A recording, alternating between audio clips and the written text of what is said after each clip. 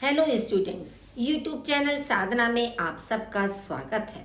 बच्चों, आज हम आपकी क्षितिज पुस्तक के पाठ 12 की जो कविता आपको समझाने जा रहे हैं उसका नाम है कैदी और कोकिला, जो माखनलाल चतुर्वेदी के द्वारा रचित एक प्रसिद्ध और लोकप्रिय कविता है। इस कविता में अंग्रेज सरकार के द्वारा भारतवासियों पर किए जा रहे अत्याचार, शोषण और कारागार में बंद स्वतंत्रता सेनानियों के साथ जो अमानवीय व्यवहार किया जाता था, जो अत्याचार उन पर किया जाता था, उसका मार्मिक चित्रण इसके अंदर किया गया है।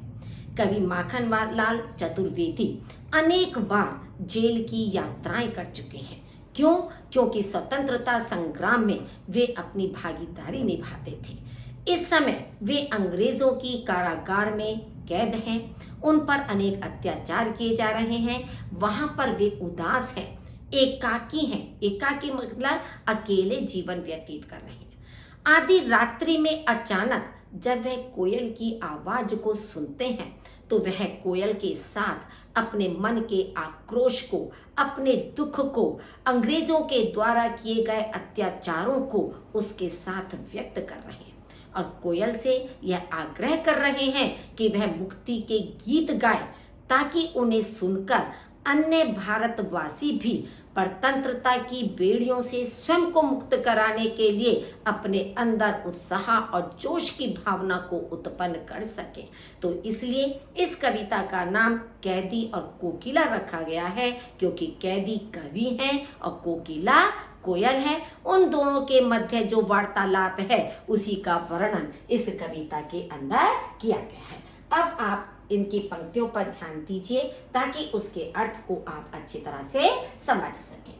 क्या गाती हो, क्यों रह रह जाती हो, कोकिल बोलो तो, क्या लाती हो, संदेशा किसका है, कोकिल बोलो तो। स्वतंत्रता संघर्ष में भाग लेने के कारण कवि माखनलाल चतुर्वेदी को अंग्रेजों ने कारागार में बंदी बनाकर रखा गया है। वहां पर रात्रि में जब कोयल की कूक कवि को सुनाई देती है, आवाज सुनाई देती है, तब कवि कोयल से पूछते हैं कि हे कोयल, तुम क्या गा रही हो, क्यों रह रह जाती हो, और गाते गाते अचानक तुम क्यों चुप हो जाती हो, क्यों मौन हो जाती हो।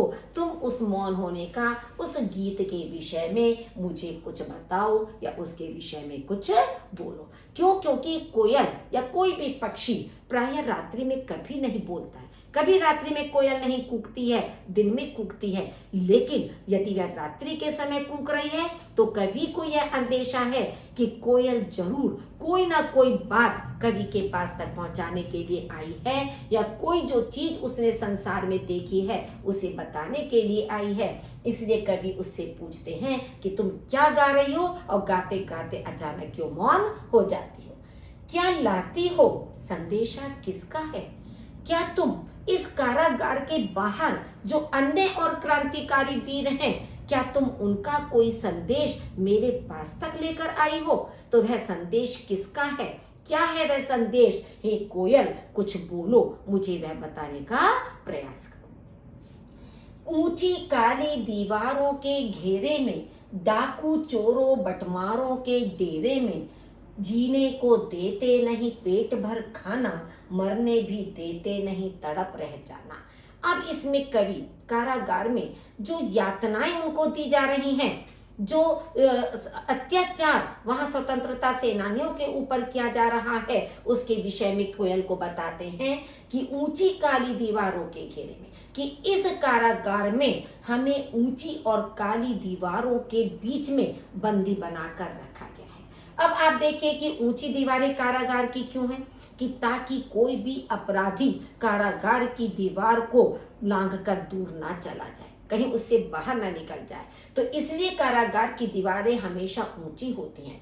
काली से तात्पर्य यहाँ पर यह है कि अपराधी वहां पर निराशा से परिपूर्ण अपना जीवन व्यतीत करे, उसे कहीं से कोई आशा दिखाई नहीं दे, क्योंकि काला रंग निराशा का प्रतीक होता है। तो इसलिए कारागार की दीवारें काली यहाँ पर दिखाई गई हैं कि ताकि ये जो आपके क्रांतिकारी हैं या जो भी देश को आजाद कराने के लिए संघर्ष कर रहे हैं, वे वहां पर ऊंची और निराशापूर्ण काली दीवारों के बीच में अपना जीवन व्यतीत करें। डाकू चोरों बटमारों के डेरे में, कि जो कारागारें डाकुओं के लिए, चोरों के लिए, बटमार कहते हैं कि राह चलते यात्रियों को लूटने वाले, उन्हें बटमार कहा जाता है।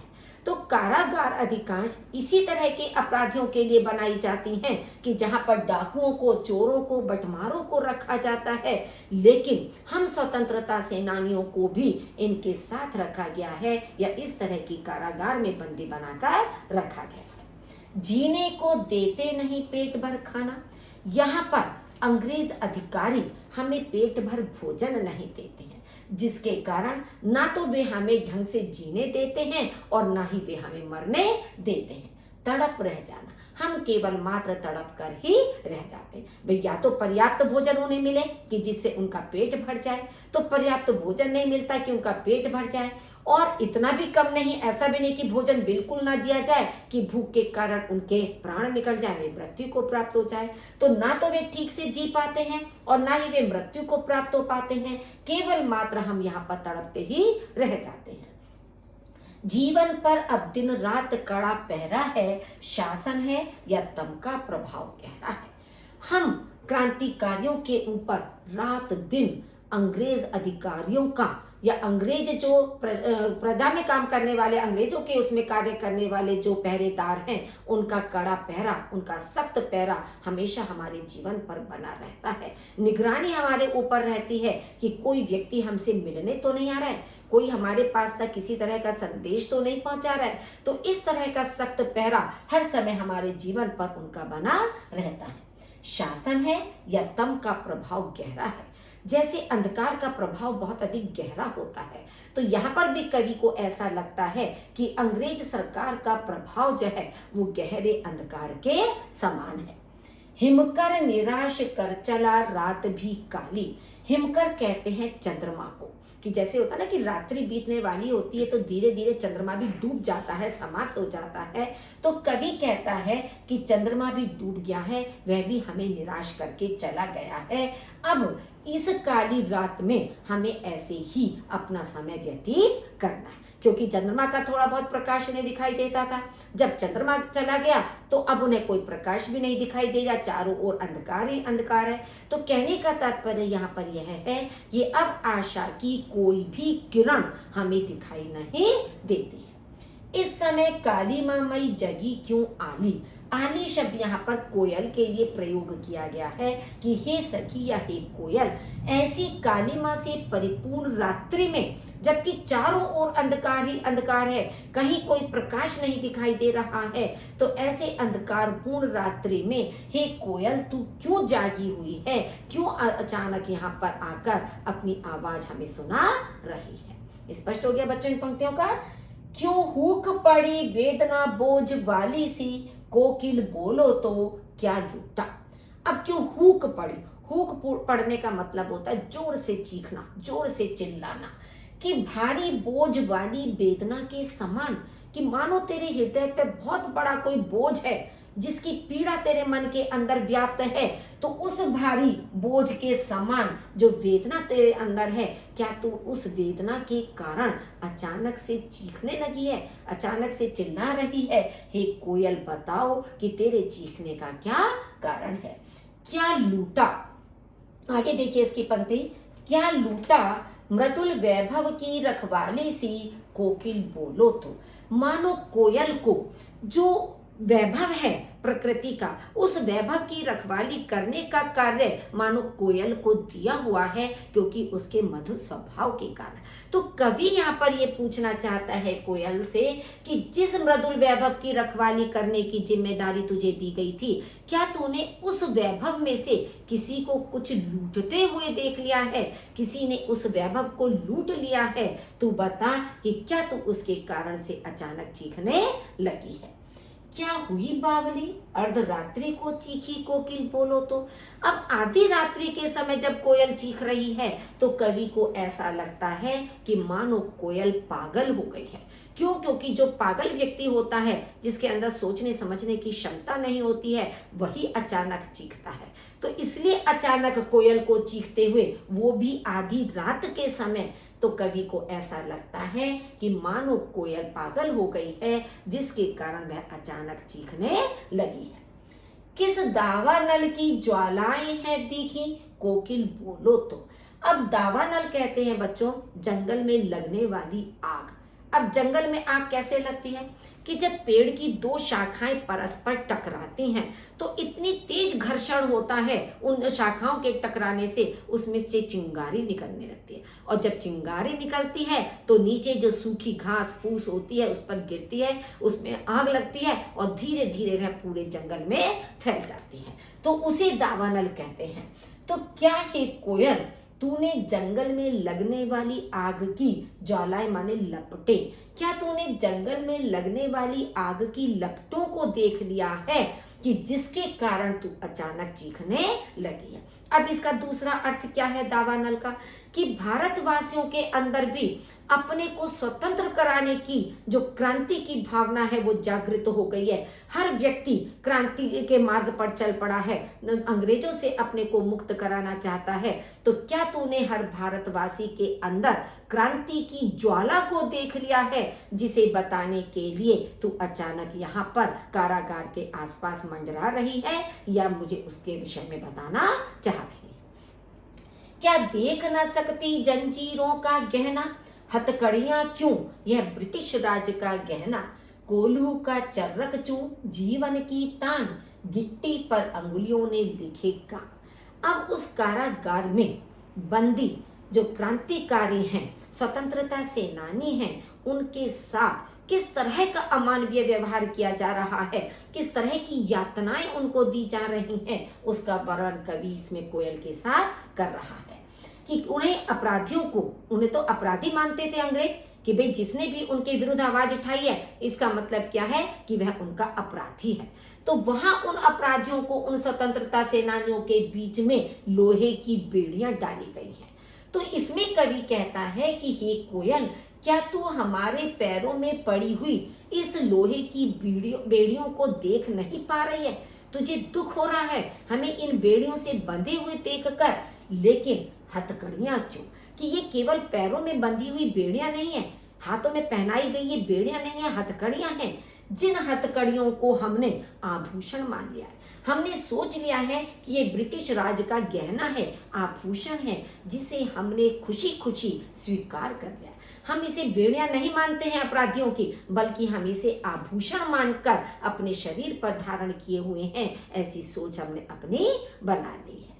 कोल्हू का चर्रक जो जीवन की तान, यहाँ कारागार में हमसे कोल्हू चलवाया जाता है।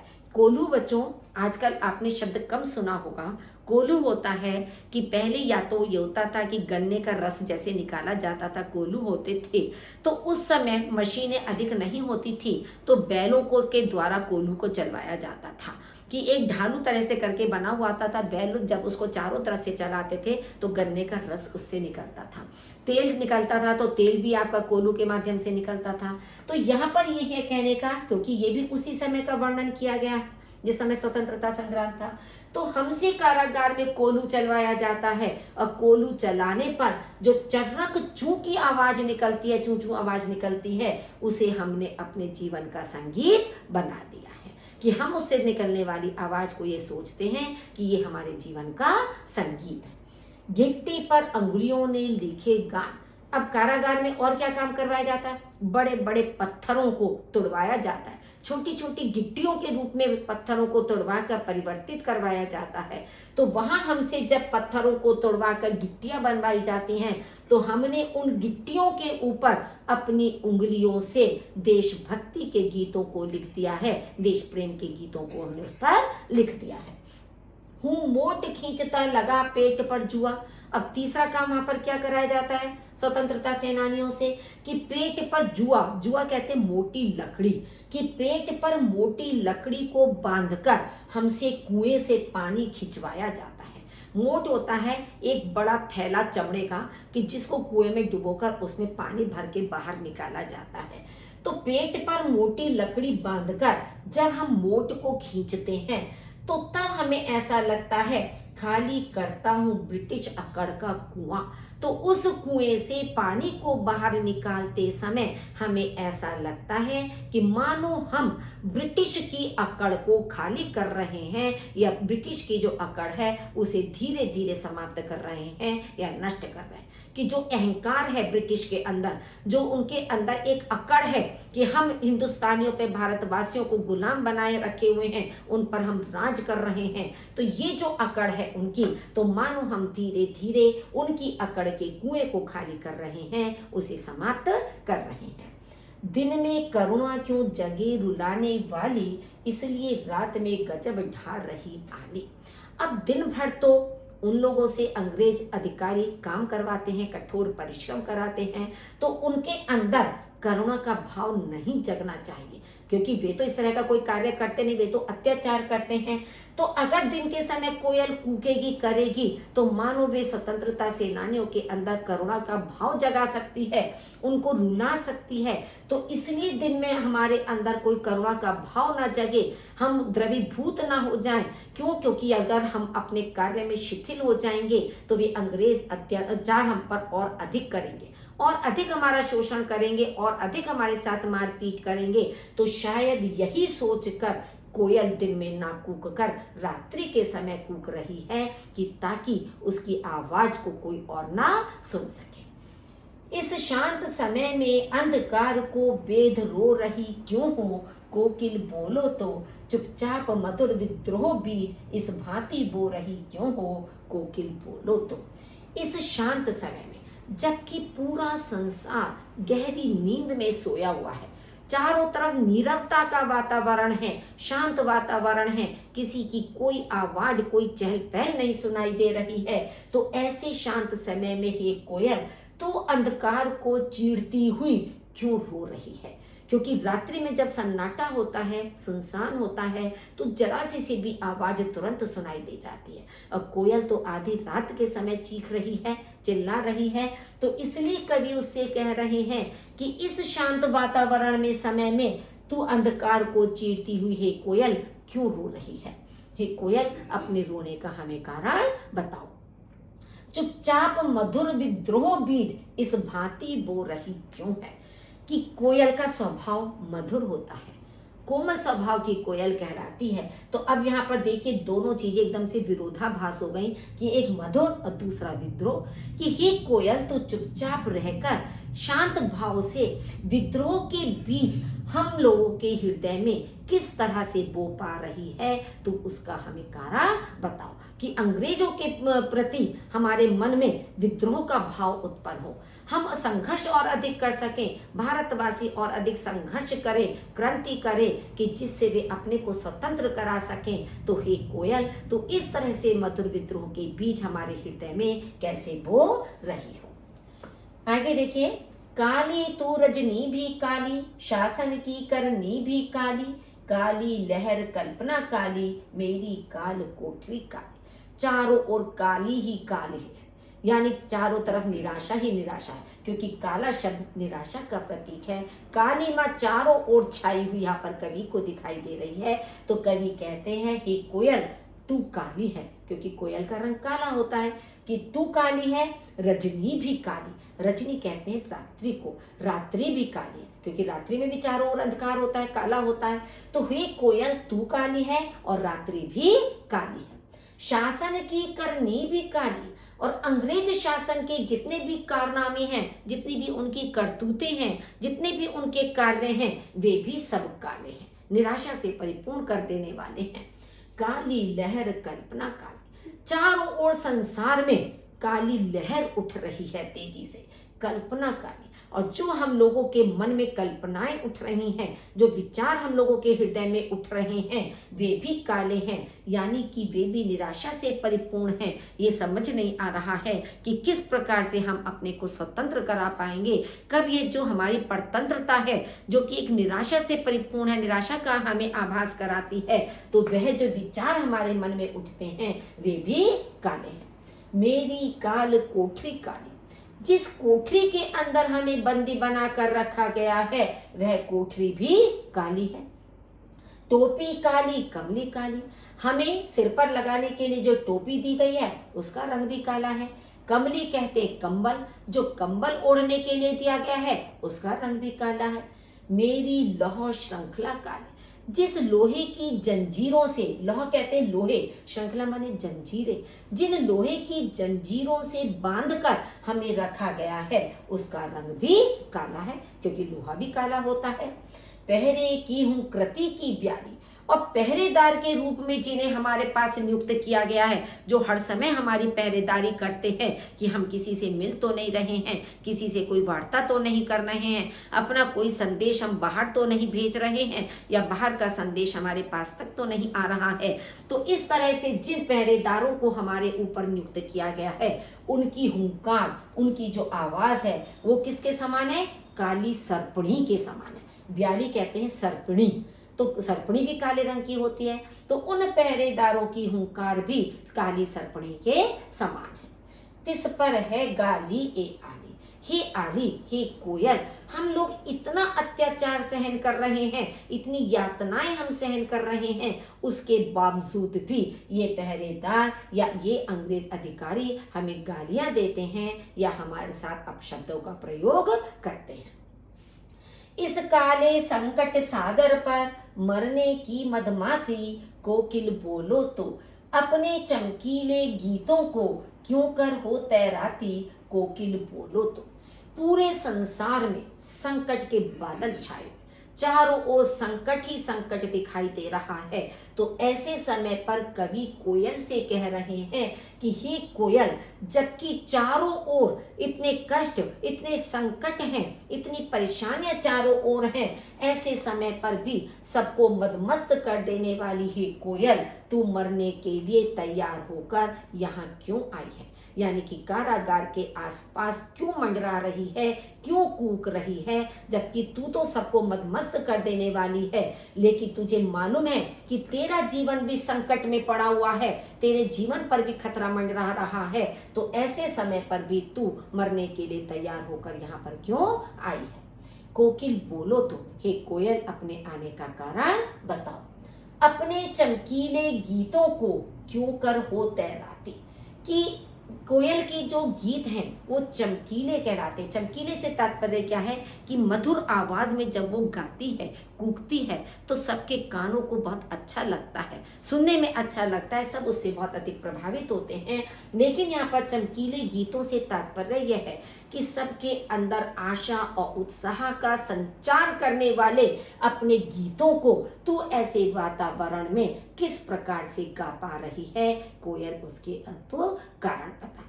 क्योंकि यहाँ पर कोयल का जो उद्देश्य है एक तरह से वो यही है कि प्रत्येक भारतवासी के हृदय में वह आशा का, उत्साह का, जोश का संचार करे, ताकि भारतवासी अपने कर्तव्यों को, अपनी जिम्मेदारियों को समझे, और हर भारतवासी जब मिलकर एकजुट होकर अंग्रेजों का मुकाबला करेंगे तब स्वाभाविक रूप से स्वतंत्रता प्राप्त हो जाएगी, या स्वतंत्रता प्राप्त करना सरल हो जाएगा। तो इसलिए तू अपने इस तरह के चमकीले गीतों को इन विषम परिस्थितियों में भी कैसे गा लेती है, हे कोयल उसका विषय कारण बता।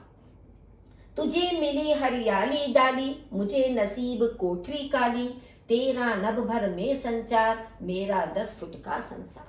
अब इसमें कवि अपने और कोयल के बीच में जो अंतर है उस अंतर को स्पष्ट करते हुए कहता है कि हे कोयल, तुझे तो हरी भरी डाल मिली है, तू तो वृक्ष की हरी भरी डाल पर बैठकर कूक रही है, जबकि मेरे नसीब में, मेरे भाग्य में तो यह काली कोठरी लिखी है। तू स्वतंत्र रूप से हरी डाली पर बैठ रही है और मैं इस छोटी सी काल कोठरी के अंदर बंदी बना हुआ हूं, ये मेरा दुर्भाग्य है।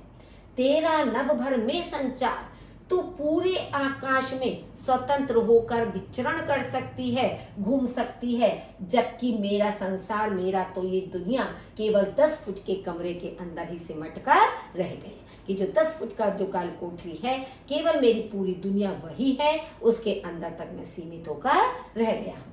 तेरे गीत कहावे वहा, रोना भी है मुझे कहा।